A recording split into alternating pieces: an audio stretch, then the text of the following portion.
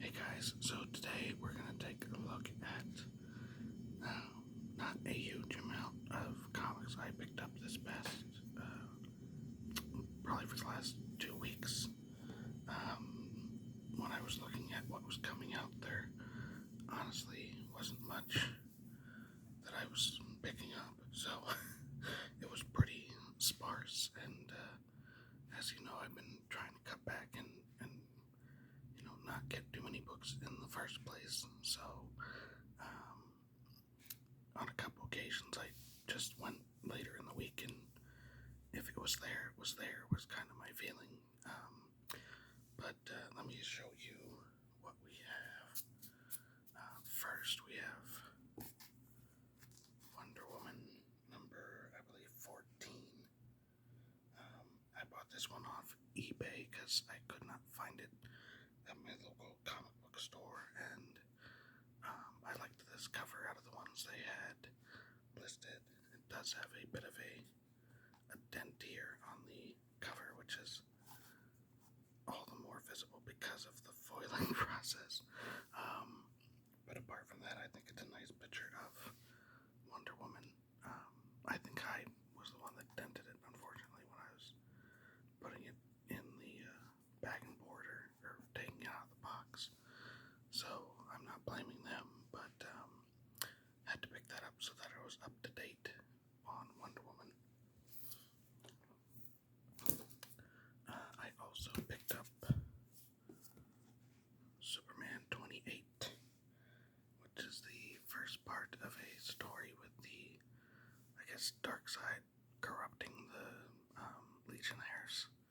So this variant cover with Saturn Girl, all eviled out by Darkseid. I picked this up mostly because it was I've been trying to pick up Superman, and I've been hit or miss with it. But the Superman homepage, if you're not, if you've never heard of that, it's literally the Superman. I think it's just SupermanHomepage.com. They do reviews of all of the Superman books every week, and also other Superman media. Like when Smallville was on TV, they would do ratings and reviews, so on and so forth. They gave this one pretty high marks. And recently I had sat down, I was like, I need to read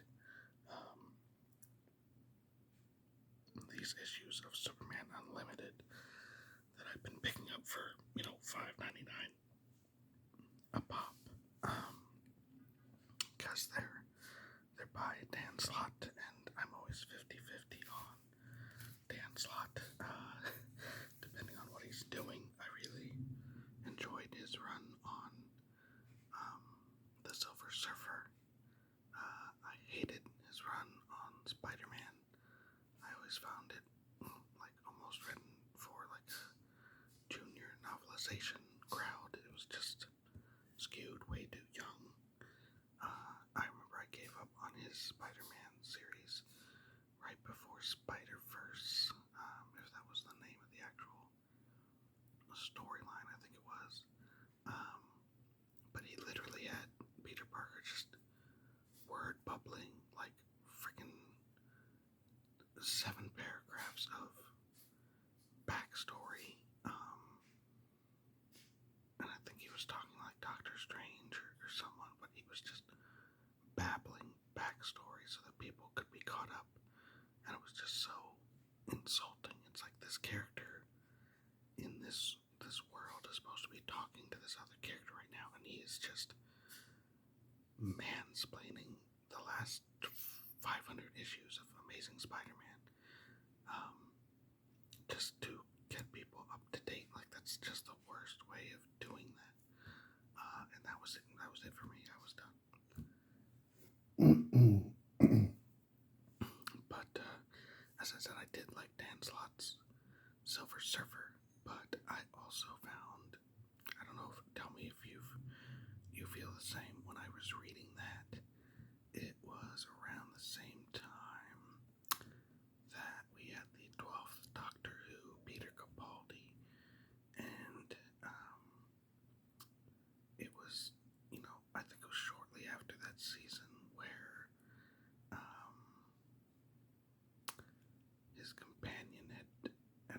past, and then he had, fought to get them back, Clara. And I just, reading those Silver Surfer issues, it was very much, it felt like Silver Surfer was the Doctor, and his companion, whose name I forget, she very much struck me as like a Clara stand-in. Like they even kind of looked the same.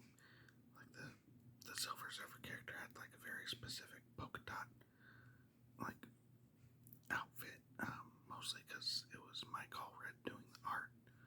But like if Don Slott had done a Doctor Who comic, I bet all those scripts could mostly stay intact if you just put the Doctor in the place of Silver Surfer, Clara as the companion, and the Silver Surfer surfboard would be the TARDIS.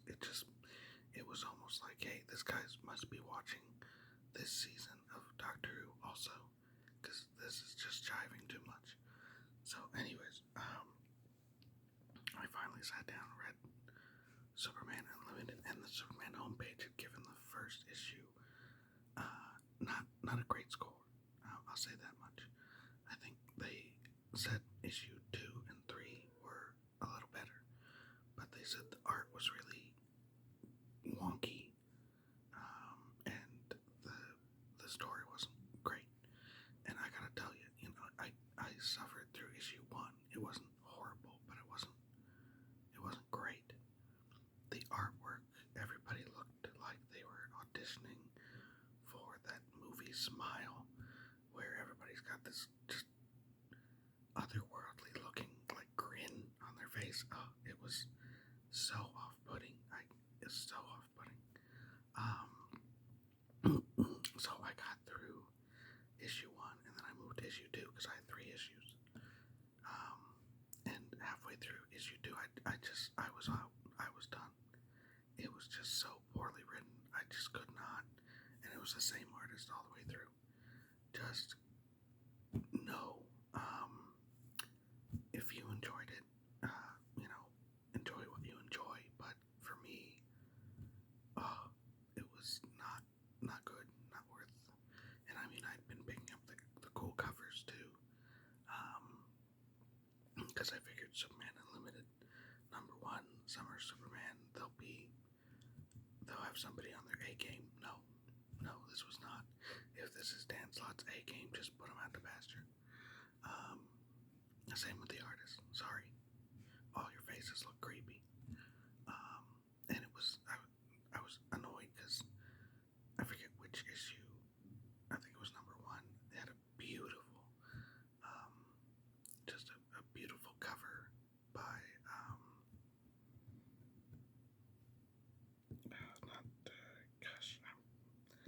I've lost his name. The guy that did All-Star Superman, Grant Morrison, and I'm old now, guys. I'm sure most of you know who I'm talking about. But anyways, beautiful cover, wonderful, really loved it. I took those 3 issues, I gave them to a coworker who's a Superman fan. I was like, here, take these, sorry, So, I picked this up, hoping that this is better. We'll see. And then I also picked up Ashton Comics #108-9. This is by Mark Waid, so I don't think it'll be as god-awful as the Dan Slott stuff. And I started picking this up mostly because, again, Summer of Superman, and this is like Mark Waid's version of Superboy in Smallville, which you can tell by his, Converse sneakers instead of the boots. I figured this is a good, because I mean, it's not going to be an ongoing series like this with him in Smallville as Superboy. So I figured this will be a good, set amount of issues, and then I can jettison when I feel like it, type of thing. Another variant cover by, is it, Nguyen, I believe, is the artist. He's doing the Batman and Jason Todd series right now. But yeah, is a very like pastel watercolor looking artwork. John Cassidy. Was it John? No. No, dang it. No, it's not John Cassidy. God, who the hell is that? Anyways, here is a John Cassidy cover. This is for, and I'll sum up here. This is for the new Captain America #2, written by Chip Zdarsky. I just really liked this cover where he's like, it's like Captain America in his blue suit against a blue screen, like he's gonna be, green screening himself into something. Um, just a really cool cover. I wonder honestly, how John Cassidy did that. Like if he drew the entire figure and then they just blued over certain things, or if he literally, drew this in and then tried to figure out where his head would be. I would think that would be too hard.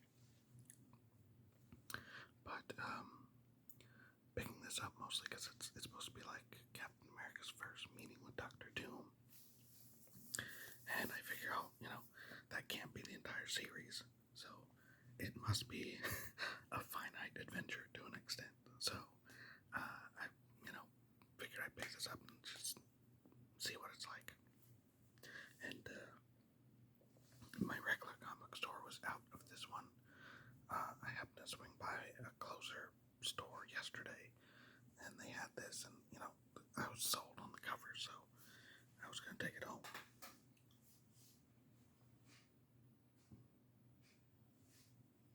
I was trying to see. I know I have All-Star Superman the movie somewhere around here, and I bet you on the back it would tell me who that artist is. Gosh, it's the same Frank Quietly. Is it Quietly? No, it's not Frank Quietly.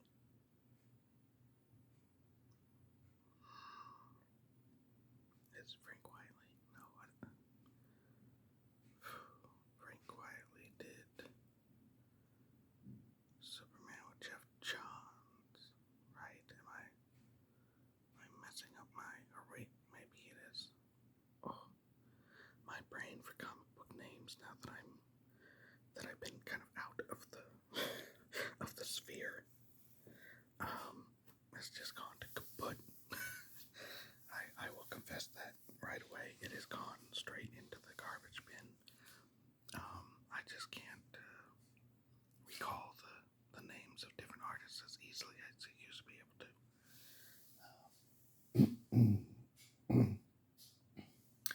Now it's gonna bother me all day. I'll have to go find All-Star Superman or just Google it after I'm done.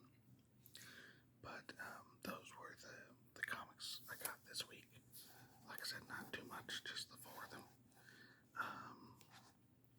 I know next week the new issue of Wonder Woman comes out, and I think maybe, no, I don't think so. I guess the Superman was like last week or the week before. So it might just be Wonder Woman that I'm picking up, as far as my memory serves me. So I hope you guys enjoyed.